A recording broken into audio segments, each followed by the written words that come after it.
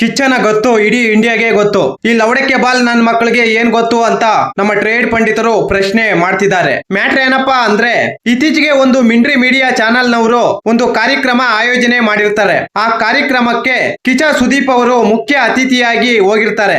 ಆ ಕಾರ್ಯಕ್ರಮದಲ್ಲಿ ಈ ಮಿಂಡ್ರಿ ಮೀಡಿಯಾದವರು ಕೇಳುವ ಕಳ್ಳಿಮಿಂಡ್ರಿ ಪ್ರಶ್ನೆಗಳಿಗೆ ಕಿಚ್ಚ ಸುದೀಪ್ ಅವರು ಯಾರಿಗೂ ಎದರದೆ ಬೆದರದೆ ಅವರು ಕೇಳುವ ಅಷ್ಟು ಪ್ರಶ್ನೆಗಳಿಗೆ ಖಡಕ್ ಆಗಿಯೇ ಉತ್ತರ ಕೊಡ್ತಾರೆ. ಆ ಕಾರ್ಯಕ್ರಮದಲ್ಲಿ ಈ ನಟ್ಟು ಬೋಲ್ಟು ವಿಚಾರವಾಗಿ ಕಿಚ್ಚ ಸುದೀಪ್ ಅವರಿಗೆ ಒಂದು ಪ್ರಶ್ನೆ ಕೇಳ್ತಾರೆ. ಆ ಪ್ರಶ್ನೆಗೆ ಉತ್ತರ ಕೊಟ್ಟ ಕಿಚ್ಚ ಸುದೀಪ್ ಅವರು ನನ್ನ ವರ್ಷನ್ ನಲ್ಲಿ ಹೇಳುವುದಾದರೆ, ಅರೇ ಬಕ್ವಾಸ್ ಬಡ್ಡಿ ನನ್ನ ಮಕ್ಕಳ, ಕನ್ನಡ ಚಿತ್ರರಂಗದ ಬಗ್ಗೆ ಕನ್ನಡ ಚಿತ್ರರಂಗದಲ್ಲಿರುವ ಕಲಾವಿದರಿಗೆ ಮಾತ್ರ ಗೊತ್ತಿರುತ್ತೆ. ಸತ್ಯಣದ ಮೇಲೆ ಕಾಸಾಯ್ಕೊಂಡು ತಿನ್ನುವ ಬೋಳಿ ನನ್ನ ಮಕ್ಕಳಿಗೆ ಏನು ಗೊತ್ತಿರುತ್ತೆ ನಮ್ಮ ಕಷ್ಟಗಳು.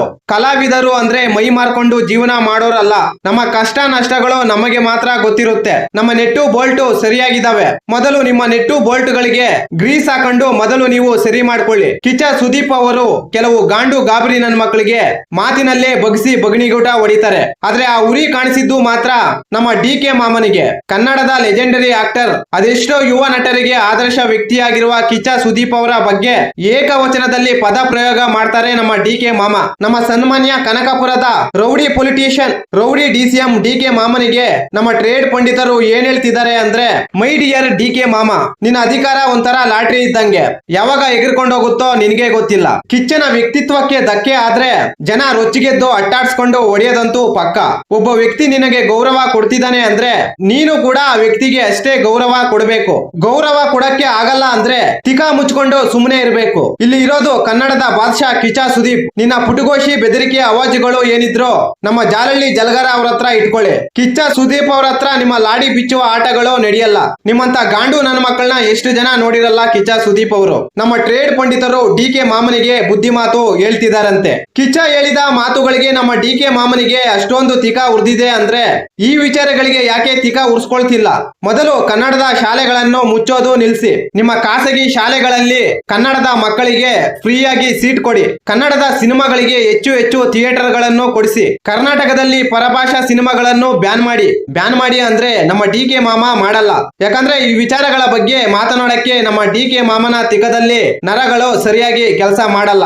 ಇಂಥವರೆಲ್ಲ ರಾಜ್ಯ ಆಳುವ ರಾಜಕೀಯ ನಾಯಕರು. ಸತ್ಯಣದ ಮೇಲೆ ರಾಜಕೀಯ ಮಾಡೋರು, ಸತ್ಯಣದ ಮೇಲೆ ಕಾಸಾಯ್ಕೊಂಡು ತಿನ್ನೋರೆಲ್ಲ ಕಿಚ್ಚ ಸುದೀಪ್ ಅವರ ಬಗ್ಗೆ ಮಾತನಾಡ್ತಾರೆ. ಮೊದಲು ಈ ವಯನ ಮಕ್ಕಳಿಗೆ ಸರಿಯಾಗಿ ಕನ್ನಡ ಬರಲ್ಲ, ಮೊದಲು ಅವ್ರಿಗೆ ಕನ್ನಡ ಕಲಿಸು, ಆಮೇಲೆ ಬಂದು ಕಿಚ್ಚ ಸುದೀಪ್ ಅವರ ಬಗ್ಗೆ ಮಾತನಾಡುವ ಅಂತ ನಮ್ಮ ಟ್ರೇಡ್ ಪಂಡಿತರು ಹೇಳ್ತಿದ್ದಾರೆ. ಮೋಸ್ಟ್ಲಿ ನಮ್ಮ ಡಿ.ಕೆ. ಮಾಮ ಬೆಳಿಗ್ಗೆ ನೀರ ಕೊಡದೆ ಎಣ್ಣೆ ಕುಡಿದು ಕಿಚ್ಚ ಸುದೀಪ್ ಅವರ ಬಗ್ಗೆ ಏಕವಚನ ಪದ ಬಳಕೆ ಮಾಡಿದ್ದಾರೆ ಅಂತ ನಮ್ಮ ಟ್ರೇಡ್ ಪಂಡಿತರು ಊಹೆ ಮಾಡ್ತಿದ್ದಾರೆ. ಇಂಥ ಲವಡಕ್ಕೆ ಬಾಲ್ ಆಟಗಳು ಏನಿದ್ರು ಜಾಲಳ್ಳಿ ಜಲಗಾರ ಹತ್ರ ಇಟ್ಕೊಳ್ಳಿ. ಕಿಚ್ಚ ಸುದೀಪ್ ಅವರ ಮುಂದೆ ನಿಮ್ಮ ಲವಡಕ್ಕೆ ಬಾಲ್ ಆಟಗಳು ನಡೆಯಲ್ಲ.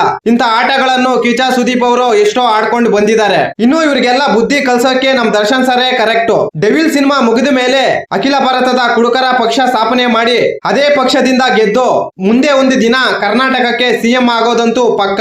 ಒಂದು ವೇಳೆ ದರ್ಶನ್ ಸರ್ ಕರ್ನಾಟಕಕ್ಕೆ ಸಿಎಂ ಆದ್ರೆ ನಮ್ಮ DK. ಮಾಮನನ್ನು Patnigere ಶೆಡ್ಗೆ ಎತ್ತಾಕೊಂಡೋಗಿ nut Bolt tight ಮಾಡಿ ಮನೆಗೆ ಕಳಿಸೋದಂತೂ ಪಕ್ಕ ಅಂತ ನಮ್ಮ ಡಿ ಬಾಸ್ ಫ್ಯಾನ್ಸ್ ಹೇಳ್ತಿದ್ದಾರೆ. ಈ ಮಾಹಿತಿ ನಿಮಗೆ ಇಷ್ಟವಾಗಿದ್ದರೆ ಶಿವರಾಜ್ ಇನ್ಫೋ ಯೂಟ್ಯೂಬ್ ಚಾನಲ್ಗೆ ಸಬ್ಸ್ಕ್ರೈಬ್ ಮಾಡಿ, ಸಪೋರ್ಟ್ ಮಾಡಿ. Thank you for watching. ಧನ್ಯವಾದಗಳು.